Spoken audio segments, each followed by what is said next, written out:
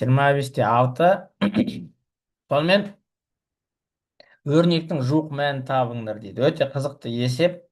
Бұл есепті бүйтіп жазатын болсақ, 1,0 бүтін жаңағы 100-ден 2-нің 11 дәрежесі, бұл бином бола қалады ғой. Бізге сол биномды есептейміз.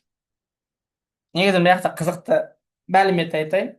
Калькулятордың ішіндегі бағдарламаның кодында осы формула тұрады. Яғни бұның бәрі не үшін керек десеңдер, калькуляторға айтып жұмыс істейді ме, соны түсіндіреді бұл ше. Өте қызық тақырып негізі бұл. Сонымен бином бойынша жазамын. С-нің 0 дәрежесі, 1-дің 11 дәрежесі көбейтемін. 0,102 жоқ, кәзірше. Қосамын. С-нің 1 дәрежесі көбейту 1-дің 10 дәрежесі көбейтемін 0,102. Қосам С-нің 2 дәрежесі көбейтем 1-дің 9 дәрежесі көбейту 0,102-нің квадраты. Осы жерде қарайтын болсақ, не құрылым көп жазсақ, сол құрылым дәлірек жуықтау болады. Үшеуін жазып, ары қарай жуықтамай, ары қарай осының мәні жуық деп айтуға да болады.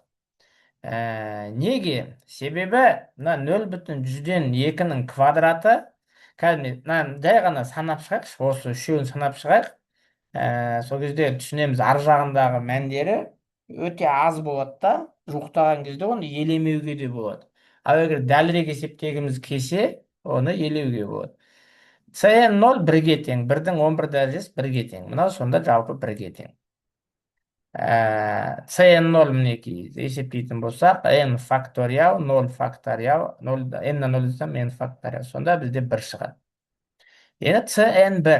С-1-ге келетін болсақ, С-1-де бізде n факториал, n факториал болғанда менің n-ім 11 ғой негізі.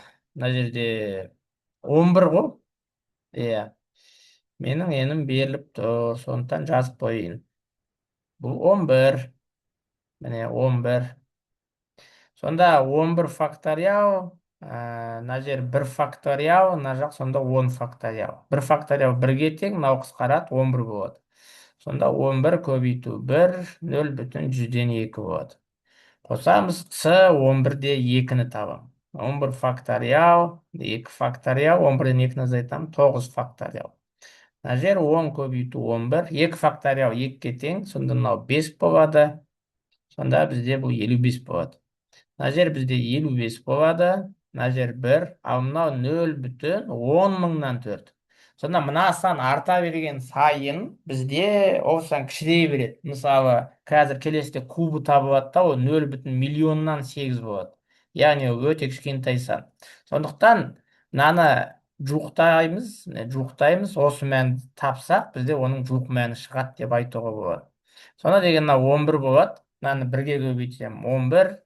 Сонда 0,122 болады. Иә.